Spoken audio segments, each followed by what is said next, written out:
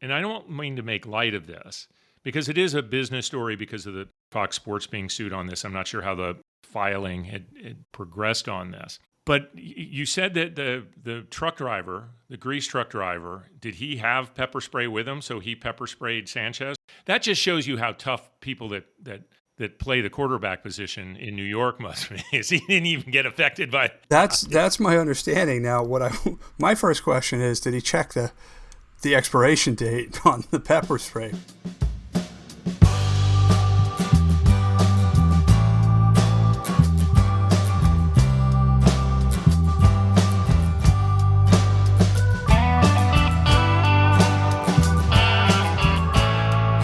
Welcome to Wait What?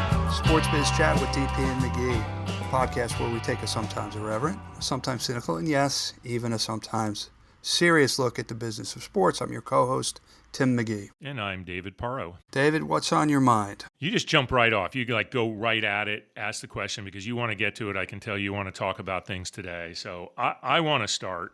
How are you, David? How's your time out? How's your time out on the east end of Long Island? Are you enjoying the lovely weather? It's incredible weather we're having out here. Well, it's incredible weather anywhere, I think. It just seems amazing. Is that what we've been? For this time of fall. Well, there was a F5 tornado in Minnesota. Not first. Sorry. Yeah. So it's not great weather everywhere, but this is what we've been reduced to. This friendship has been reduced to talking about the weather. Nah. So I want to start with one of the subjects we've taken up the last couple episodes because it is important and it's evolving and it's at a very, very critical time, and that's what's going on in the WNBA. A'ja Wilson performing great again as the Aces have taken a 2-0 lead against the Phoenix Mercury in the WNBA Finals. That series could end. We're recording this on a Tuesday, everybody. That series could end tomorrow night. In Phoenix, if the Aces are able to win that game. So, and there's so many great things that have happened with the WNBA this year, even with Caitlin Clark being out with injury so many times. Their numbers were terrific. Their attendance was record. ESPN numbers averaging 1.3 million viewers per game is what I understand. League's revenue, according to Deloitte, to surpass $1 billion. So all of these very positive things going on with the league. Yet we are in a situation where one of the star players, first of all, should set up, obviously in a not advancing labor discussion, a not advancing CBA discussion between the Players Association and the league. And one of its star players, Napheesa Collier, has ignited a further firestorm by coming out and talking about, and we mentioned this last week, ripping deeply into Commissioner Cathy Engelbert and talking about the lack of leadership in the league. And then everybody, top players, as far as I know, every player that's commented on this supporting Fee, as she's known, and what she said about the league leadership. Cathy Engelbert finally came out and made a statement. She denies everything that Napheesa Collier has said she said. But there were rumors that she was going to step down. She said she's not a quitter. She's not going to step down. But as you and I have discussed this both on air and off, that it's going to be hard for Engelbert to survive this because there is no trust with the players right now, and that seems very, very obvious. So we have a situation where a league, the W, has achieved its greatest numbers ever. It finally seems to be at that point where it is, the valuations are up, a new television deal in place, the play is getting a lot better, the fan situation obviously is solid, yet they have this very severe labor disagreement. I don't see, and I believe you concur with that they're not going to be able to get a CBA in place, a new one before this current one expires at the end of October. And that means work stoppage. And they're not going to be able to get a new commissioner in place at that time. And there is talk about the players basically or possibly deciding not even to negotiate at this point until the W puts another commissioner in place or elects a new commissioner. And who knows? That, by the way, if that does happen, that's going to be one of the most hotly sought after sports executive positions going. But I'll turn it over to you at this point because it's a pretty complex story and a very juicy one. Yeah, it's where the league is in its development and where the CBA is, what the players have done is they've taken the focus off what should be, in my opinion, the most important aspect of this CBA discussion, which is what percentage of league revenue should be shared with the players. The NBA players get 51% of basketball-related revenue. The WNBA players get 7%. Clearly, there's a great disparity there. I don't necessarily think you bridge the entire gap in one CBA, but there has to be something done to give those players higher salaries and higher salary cap in the form of percentage of revenue that's shared. But all of that has taken a back seat to the she said between Napheesa Collier and Cathy Engelbert. And Cathy Engelbert's already been, dead and buried, killed and buried as the commissioner. Now, I don't think she survives to be the commissioner going into next year, but I think if you are the league, you are ceding incredible power to the players by saying, okay, you don't want to negotiate with her, we'll put somebody there and play. Who are you going to put in there, right? I think you said that. The other thing is, where are the owners having the back of this commissioner, at least for now, to say this is who is going to be negotiating, this is going to be at the table on our behalf negotiating this renewed collective bargaining agreement, and we are serious about getting this deal done. And any discussion about who will be the next commissioner, we won't even broach until we come to an agreement on the new CBA. We owe it to the players, we owe it to ourselves as owners, we owe it to the fans, we owe it to our media partners, our sponsors, we owe it to every stakeholder who's got skin in the game. Right. Yeah, I've been a little torn on that piece because I agree with you that it's seemingly that she's been left dangling on this situation. Adam Silver, the NBA does own 42% of the WNBA, so a significant amount. And he came out and spoke, but didn't really take any sides on this other than, fully supportive of the direction that the WNBA has been going. So yeah, I think it's a really tough situation here for sure. And no one is suggesting that the players aren't going to get a significantly higher percentage of the total revenue, right? I don't think that's been said at all. And yes, that's where negotiations come in.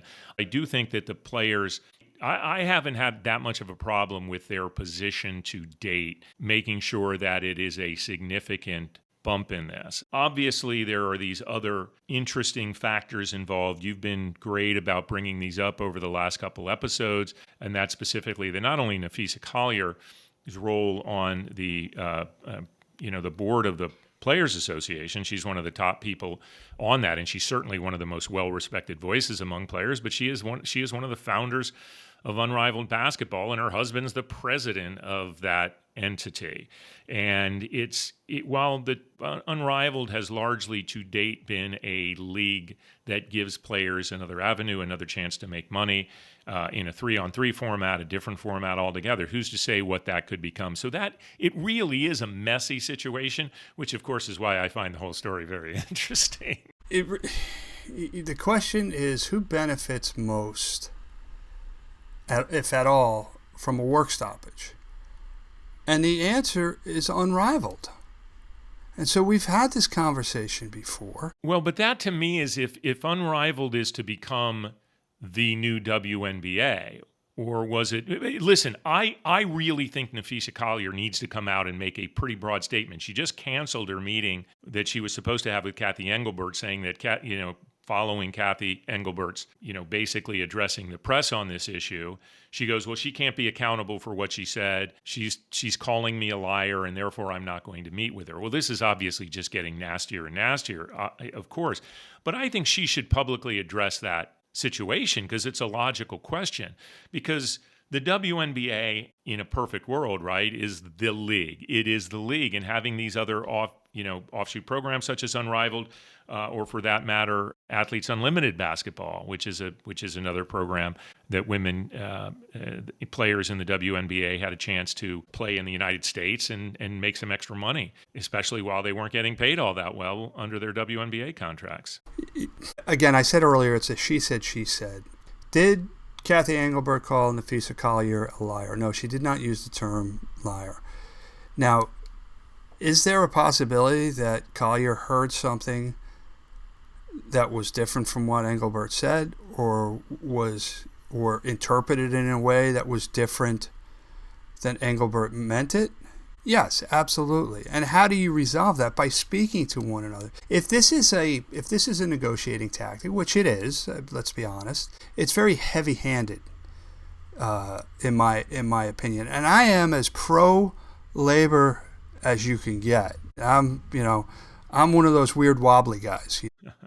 I would have voted for 𝘱𝘰𝘉𝘗𝘗 for president back in the early 20th century if I were around.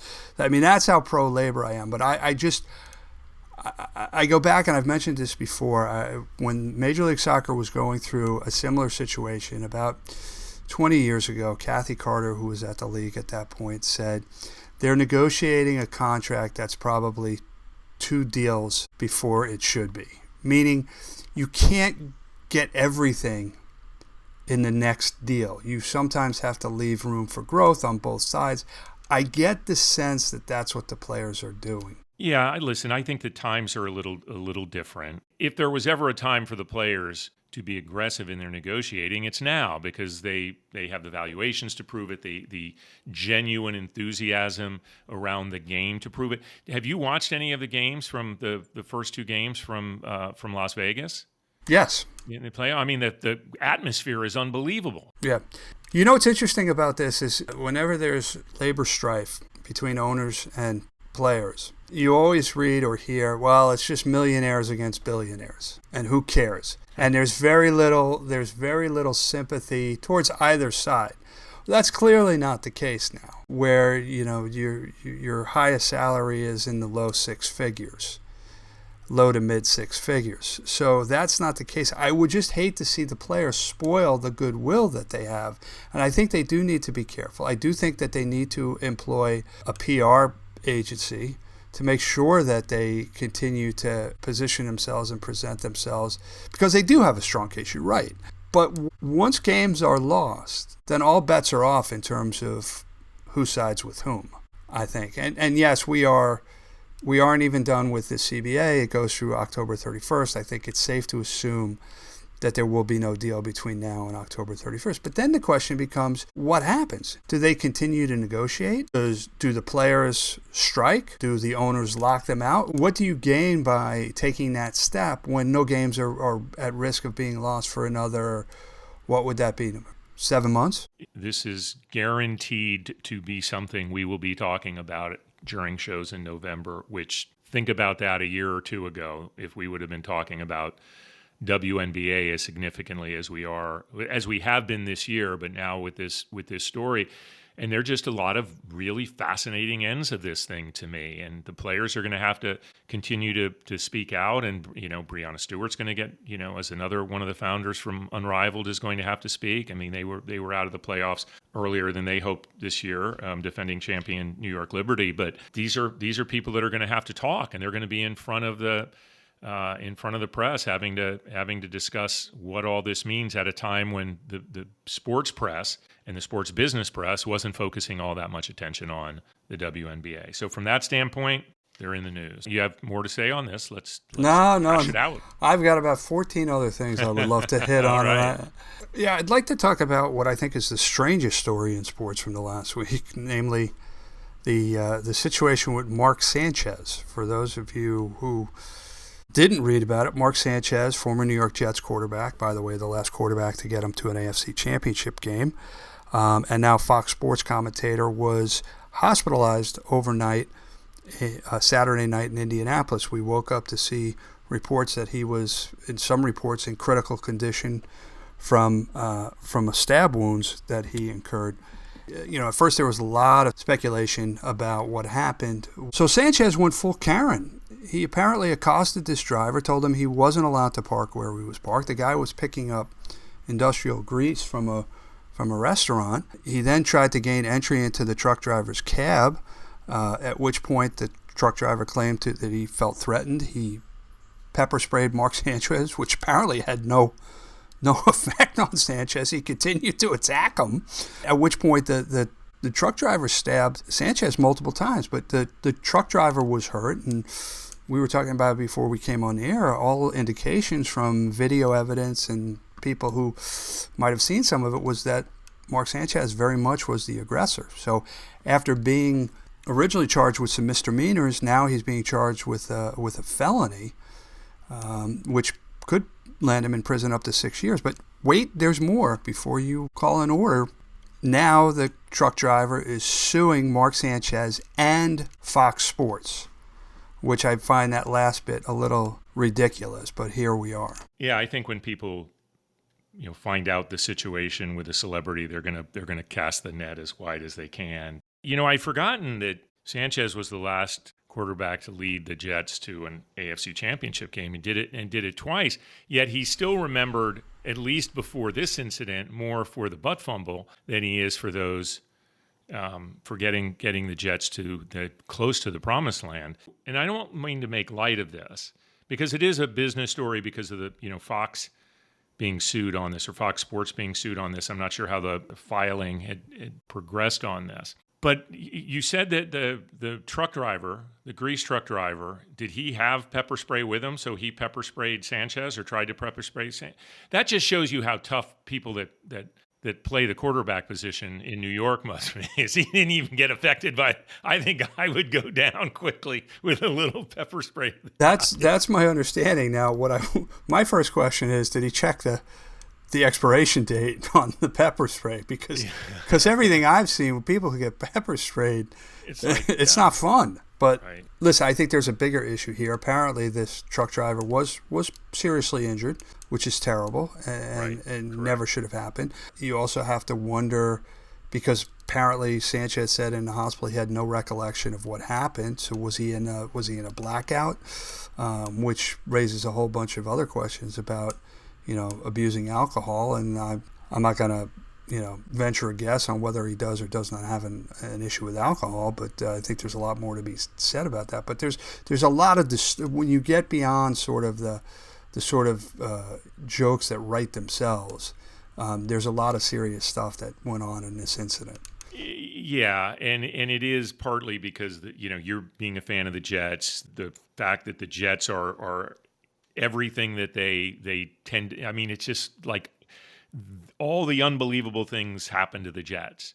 Like no other team. But he went on and played for other teams after he left the Jets. I don't know why. He is nice. Most associated with the Jets. And the Onion even came out with a headline that said Sanchez's punishment should be 5 more years with the Jets.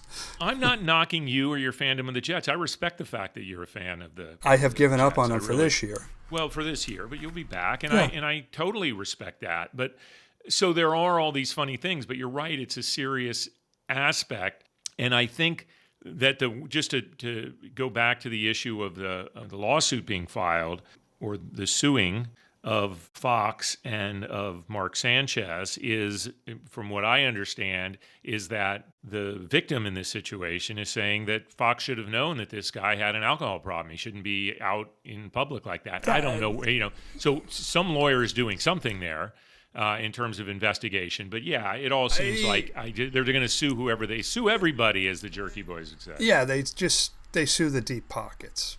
Because I only consider this half of a sports business story, I'm going to give you, because I just decided I could do that, I'm going to give you the next big topic to take on. Oh, you've deemed yourself the commissioner of Wait Why. At least of this episode.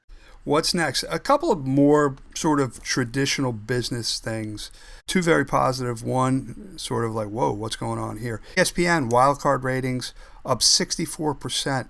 From last year, averaged 4.6 million viewers, 7.4 million for the Yankees-Red Sox series. Yeah. I wonder if Jimmy Pitaro is sitting there questioning his decision to get out of that deal. Yeah, I felt like it had a chance to be a big number, so not totally surprised. Things were lining up nicely. And then other news, NBC Universal reporting that they're virtually sold out of all their NBA ad inventory for the upcoming season. Good start. Good start. Tell me about it. And Mark Lazarus looking pretty smart for going all in to get that package. And kudos to his brother Peter, who leads the sales efforts for NBC Sports. I mean, unbelievable. So those are two really big positive stories. But there's also a topic that we have talked about many times on this show. LIV Golf recently reported that its non-U.S. operations lost $462 million last year and has lost a total of $1.1 billion since 2021. Now, we've had this discussion, but first of all, that's non-U.S. operation. We don't know how the U.S. operations have performed. I can't imagine they've done much better. You have to think that it's pretty representative, right? Like you can extrapolate that out is the way I was looking at that. Right. And then we've had this conversation many times before. When LIV Golf first came out, the conventional wisdom was that the tour needed LIV a lot more than LIV needed the tour. That certainly doesn't seem to be the case anymore, number one. And number two, the PIF, right, the Sovereign Wealth Fund of Saudi Arabia, could fund this thing indefinitely. But at the end of the day, they're an investment fund, and they expect to get a return on their investment. So how much are they willing to suffer in terms of losses before they pull the plug? Now, I would imagine that a lot of the guarantees that they've made, right, those deals have now expired, and the players will have to make a decision whether or not they want to continue golfing with LIV. I wouldn't be surprised if many of them who are able, who are still playing at that level, go back to the PGA Tour. They've made generational wealth through this first deal with LIV. But I think like any other professional athlete, they want to play against the best competition week in and week out, and that's on the PGA Tour. Yeah, it's been a fascinating week when these numbers got revealed at just how deep the losses have been. Now, my view on this continues to be exactly what it has been for the last year plus, and that is that PIF is still, I mean, obviously they want the seat. They want a massive, massive seat at the table. I think their eyes are still more on the PGA Tour and getting the piece that they thought they had on this before they kind of went, dove back in and invested even further into LIV. I heard a report from one of the SBJ reporters on this issue that was covering this story, and he talked about attending a LIV event and said that the atmosphere was great and that he doesn't see LIV going away. But that's only to your point about PIF could fund this thing indefinitely if they want to. They have good executives. They've just hired new executives into other positions beyond Scott O'Neill and Chris Heck. So they have the ability to go ahead and do this, but it still continues to be some degree of posturing. And there are two other pieces of this that I wanted to talk about. One, Greg Norman finally came out and did a statement. I made a joke about him being, finally saying he's left LIV, and we were going, what's he been doing? He hasn't been doing anything. But he came out and made some statements, and I've been pretty brutal on Greg Norman. But he came out and he said, he whined a little bit about how tough it was and that everybody was coming after him and that it was a rough year and that he worked hard. I'm not denying that he probably worked hard to make this thing work. But he did make a comment that he said, if nothing else, he'd like to be respected and acknowledged for having made things different on the PGA Tour. And he's right about that. What he pushed, and I'll even put Phil Mickelson in there on that, what they forced the PGA Tour to do was put more money into this to create new avenues of opportunity, both for newer players and the more successful, higher-ranked players. So I think Greg Norman, can take that. I think he went about it in a lot of difficult ways. He needed to move aside to give LIV any sort of chance of succeeding. But I think they continue to be an issue. And the other thing I wanted to bring up is this past week, we had another first-time winner on the PGA Tour, Stephen Fisk, who won the Sanderson Farms Championship this weekend. Have you ever heard of Stephen Fisk? I hadn't heard of Stephen Fisk. I haven't heard of Sanderson Farms either. Yeah. He birdies 15, 16, and 17 to go on and win and upset, pull ahead of 𝘱𝘰𝘁. I hope I'm pronouncing his name right. I'm not sure. It was his 24th start on the PGA Tour. Now, I know that LIV established a few things to have people like younger players qualify or get involved, but you do not hear these stories on LIV. And even if the tour and the golf fans want the best players at the top of the leaderboard every weekend, these are the stories that still happen 4 or 5 times a year on the PGA Tour. That story's not going to happen in LIV Golf. And I think that's another angle that the PGA Tour has that makes it something that people want to follow on a more regular basis if you're a golf fan. I could be wrong on that. That may be my opinion. But that struck me in this whole story about LIV's continued losses and what's it going to mean, because the Tour has the big, much bigger viewership, much better acceptance among the press and the core base of traditional golf fans, and it still has stories like this. Yeah, my question, and this is not a rhetorical question, what does LIV have to offer the PGA Tour now, other than unlimited funding to fund whatever initiatives Jay Monahan and Brian Rolapp would like to undertake? I don't think they bring anything right now. Right. I think you and I have chatted about that. It's people that say we want to have the best players play. That's just duh, of course. But that doesn't mean that LIV can survive exactly like it is. I think if there is going to be I hate even saying, because I don't think it's a merger, but if it's a reunification of some sort and PIF has a seat at the table on it, it is that there is a team competition, but it has to be lesser events, and it's still under the control of the Tour. I don't think that even with PIF's money, given what the Strategic Sports Fund has been able to do with through Fenway Sports, I don't think they're sitting there sweating this right now. I mean, yeah, they'd like to have 𝘱𝘕𝘉𝘃𝗀𝘃𝗀𝘀 and Jon Rahm playing and a couple of the other guys playing regularly. Those two guys are still at the top of their games. Who else do they need or want? This is not an indictment of these players who went over to LIV. This is a statement of fact. It's clear that they will go where there's the most money. And if LIV no longer offers these guarantees, they'll go back to the Tour. They've demonstrated they'll go where the money is. So a lot of it's going to depend on what these renewal deals with these players look like. But again, if they only make them to a certain number of players, and those players, it's sort of like Peyton Manning on the schoolyard in that skit from Saturday Night Live, where they're beating up on everybody else in the field. That's going to get old in a hurry for those guys. Yeah, they have up their prize money is unbelievable. It's bigger than a weekly PGA Tour event, so they do have that going for them. But at that point, the differential is minor. It really was those big sign-on bonuses or sign-on salaries, whatever you call it, for those top guys to come over and get the thing launched in the first place. Yeah. I'd like to do a spotlight on sponsorship, Tim. We haven't done that in a couple weeks. How do we feel about these sponsorship deals? One very significant deal that I think deserves our attention, and that's Starbucks signing on as a major partner on the local level with USOPC and LA28. And the reason I think this is an important one is because it is such a pervasive, omnipresent retail brand, Starbucks, that has the ability, and I think back to my days at McDonald's and what we were able to do with sponsorships just because of the amount of consumer facing we had, and Starbucks is very much like that. They're not only on every corner, they're on all 4 sides of corners across the U.S. and elsewhere around the world. So I think this is a huge win for LA28 and the USOPC. I think it can be a great one in terms of just the conversation building up to the games.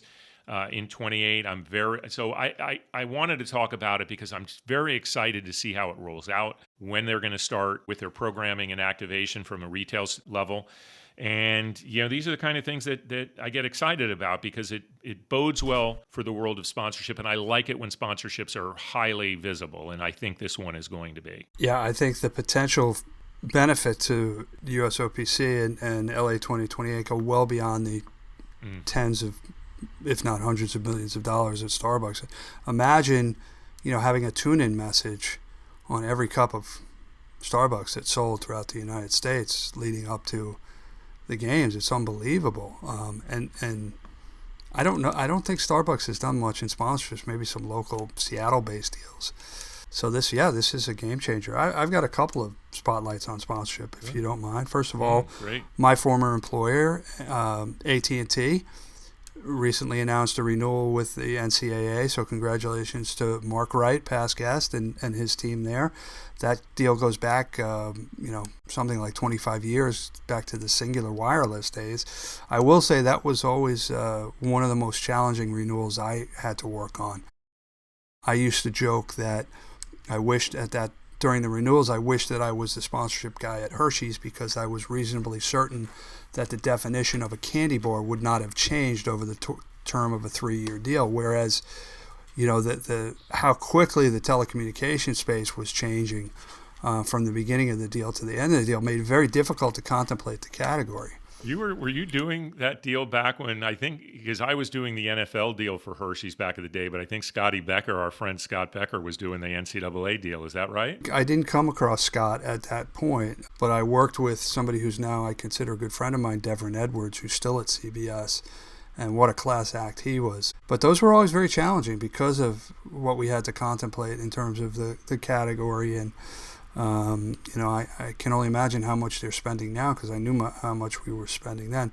Also want to give a shout out to the Seattle Reign and my friend Courtney Carter, who's Chief Revenue Officer there. They just signed a new front of kit sponsor, pet insurance company called Trupanion. Terry Lefton could keep us honest here, but probably the first pet insurance major sponsorship that we've heard about. A lot of cool stuff going on in the world of sponsorships. Let's get her on down the road and onto the show. That'd be great. Yeah, I think she'd be happy to come on. All right, before we go to break, what else? One more big topic? Do we want to talk about what's going on in the world, in this administration in Washington? Well, if it intersects with the sports world, I guess we need to. It most absolutely does. We have talked about President Trump being a huge sports fan, and him going to the Ryder Cup and going to U.S. Open tennis and UFC events. I do think that, and we have not been critical of that. Might have been critical of the USTA for the delays it caused fans getting in, but not critical of a sitting president going to a sporting event. I think that goes back to, probably like Howard Taft. Yeah, I was going to say Howard Taft throwing out the first pitch at a Senators game, right? But I do think that some recent developments, I think we need to shine a light on, and not in a positive way. I think there's what am I looking at here? One, two, three, four things in particular that this administration is doing or planning to do, which I think are deplorable, for lack of a better term. First of all, the State Department declining to grant visas to the Iranian delegation to come over for the selection for the FIFA World Cup. I think that's been one of the questions that people have had is the State Department going to deny visas to certain delegations or even teams coming over for the World Cup? And that's a big concern. And that goes four things. And that goes hand in hand with Trump's recent statement that he's going to change where the matches are being played if there's any hint of potential danger in these cities. And he has no authority to do that. Yes, they could deny funds for security and so forth. But this is one of the few times where Infantino at FIFA has stood up to Trump and said, no, these agreements are between us and the host cities. And we alone are the ones who would make the determination as to whether those matches were moved, and they will not be moved. But the fact that he's inserting himself into that to score political points, I think it goes against the whole spirit of the tournament. It goes against the spirit of sports, and it's just him being a bully and trying to be a bully. We talked about Bad Bunny last week. Now Kristi Noem, the head of Homeland Security, claims that God is on their side and ICE will be out in force at the Super Bowl. What does God have to do with it? Nothing. God, I mean, I'm just curious as to what on the side of ICE showing up in weird spots. Well, to me, that's not even the most laughable part of this. The most laughable part of this, and that's very laughable, believe me. But does she really think that an undocumented immigrant working 2 jobs to provide for his family can afford to go to the Super Bowl? Like they're going to be hanging outside the stadium? We never set out to talk about politics for politics' sake on this show. But we've also never had an administration that injects itself into the world of sports and into the business side of sports as regularly as this one does. So I think we do have to talk about it. It certainly comes up. I mean, we're talking about the biggest event in the world coming to North America next year, and all of these potential issues. And then with the Super Bowl, obviously, we had a lot of fun last week talking about the people that seem to be up in arms about Bad Bunny performing because he speaks in Spanish.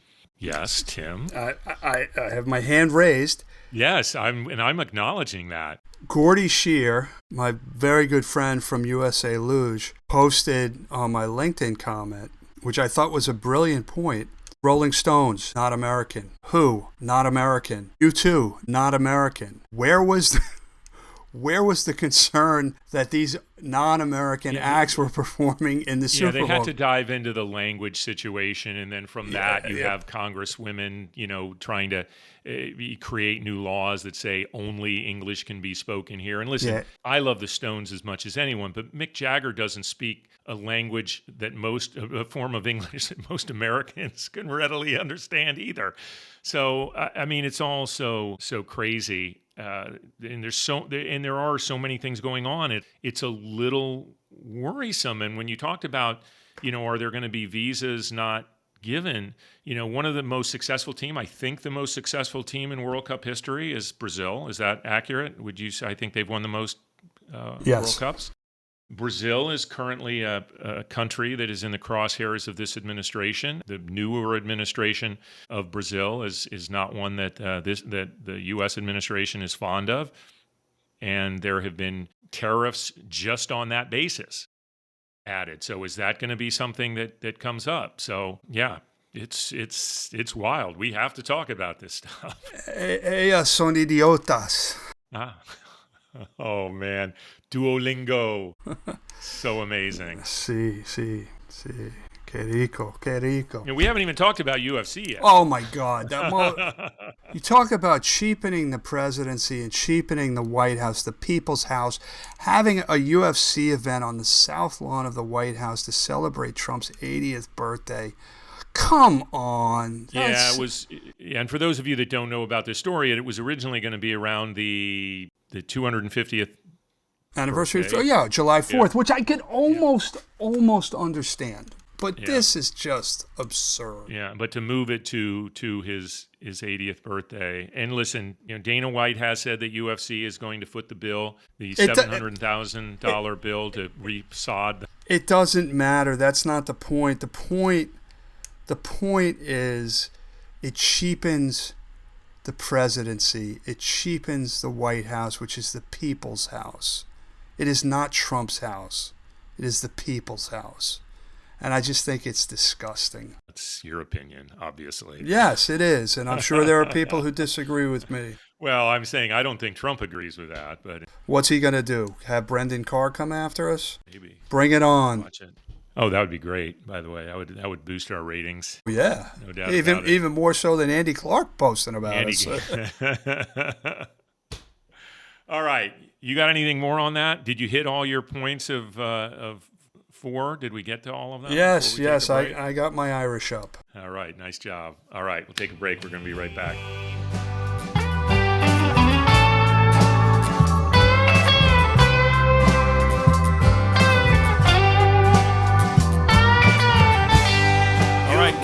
It's that time of the show where we take a little peek ahead, see what's piquing our interest, random shout-outs, corrections, whatever else we have forgotten. Tim, tell me, what do you have your eye on? Well, continuing to follow the Major League Baseball playoffs, it looks like some of these things might be 3 and done. Milwaukee's up 2-0 on Chicago. LA's up 2-0 on Philly. Toronto's up 2-0 on the Yankees. So we'll see if these teams can fight back and make these series competitive. I'll continue to watch that. Second, the James Franklin watch is on after losing Man, to UCLA. After just getting rid of their coach with a huge buyout, yeah. Yeah, so the watch continues there. And then I just have one quick shout out to the TikTok follower who commented on our piece that you put up talking about Bad Bunny and 𝗟𝗃𝗃𝗃. Thank you for bringing this to my attention, David. Called 𝗟𝗃𝗃𝗃 the biggest DEI hire ever. So thank you for all of our social media followers. Yeah, and, glad you all had fun with that. By the way, I want to thank you for making the reference last week to Up With People as the radical splinter group, which just totally cracked me up. And I've been sitting on that joke for years. 5 times they performed at halftime. And I will continue to say, as I said last week, if they were selected, there would be people absolutely with their heads exploded. You know, that we didn't think about it necessarily in those terms back then, but the politics of today, I think the people would go out of their mind. I was going to make it a slightly less obscure reference. I mentioned Anita Bryant. Who played the halftime show of the 1971 Super Bowl, Super Bowl V. She would get some massive backlash from the left. There's no doubt about that if she were, put up there right now. Anti-woke. And I'm checking. She played, that was Super Bowl V. I want to say that was the one where Jim O'Brien kicked the winning field goal for the Colts. Yeah, could be. Yeah. I remember that one. Yeah. Oh, gosh, now we're doing a dating. All right, a couple shout-outs. When we had Frank Vuno on a month or so ago, we talked about the roast that they were going to do of him. The date has been set, and we said that we were going to mention it. It's November 5th, 6 to 9 at MetLife Stadium in the Legacy Club there, New York Giants Legacy Club. For more information, go to givehmh.org/Vuno Roast. That's VUONOROAST for the benefit of Hackensack Meridian Health. And what they're doing for kids' cancer, to tackle kids' cancer. So wanted to let our listeners know that. We mentioned Game Changers last week. We also have a past guest that was on this year's SBJ 40 Under 40. So congratulations to Jerry Cifarelli Jr. on that. I also want to thank Keith Cutler for hosting us Friday at his sports sponsorship class at Montclair State. That was wonderful for us to get together and be back in the classroom. A couple things I'm looking at. Obviously, NHL season starts this week. And I think they kick off tonight. As I said, we're recording this on Tuesday. And the 2311 Front Row Motorsports NASCAR thing continues to bubble up. And NASCAR has filed a motion to force the court to put them at the table to try to get a settlement. NASCAR is using the other teams and the other teams' concern about this going on. And NASCAR is saying the other teams want this settled. That's a big leverage point. 2311 and Front Row are pushing back, saying that's what NASCAR does, is this kind of thing. So they're wanting it to continue in the way that it has. But listen, I hope they get to a settlement on this thing, because I don't want this to have to go to trial. But that's my view. But it's a pretty major thing. Yeah, it'll be interesting to see it. And we talked earlier. Before about how NASCAR seems to have the upper hand in this right now, but they're the ones calling for this settlement discussion. They don't want that team, out. I think they obviously want them in the fold. So it's definitely a matter of who's feeling the leverage in this moment. But I from a legal standpoint, I totally see what NASCAR is trying to do. And they're just looking at this very, very differently right now. So like I said, my hope is that this thing ends up getting settled before it goes to trial. But we have friends, particularly at 2311, and I think when this all started, they had a reasonable position on it. We'll see how it shakes out. Again, this is just one of those stories, not dissimilar in a way. It's just a juicy story that's kind of came from a place that we didn't expect it as we headed into the year, and so we talk about it. So unless you got anything else, Tim, I think that's a wrap on episode 130. Wow. We've proven to be pretty good with our predictions every year, but man, there's some just major stories that are emerging this year, as I just said, from kind of uncommon spots. And I, for one, and I think you are here for that. So with that, Tim, thank you for another great discussion. A lot of cool stuff going on, a lot of fun stuff to talk about. Like I said, that's kind of juicy. Thanks mostly, obviously, to the listeners for spending any sort of time with us. It really does mean a lot. Hit those follows everywhere, whether it's Spotify, Apple, YouTube. Subscribe on YouTube. And as always, you can find all of our content and links to it at dpandmcgee.com. So until next time, I'm DP, he's McGee, and we'll talk soon.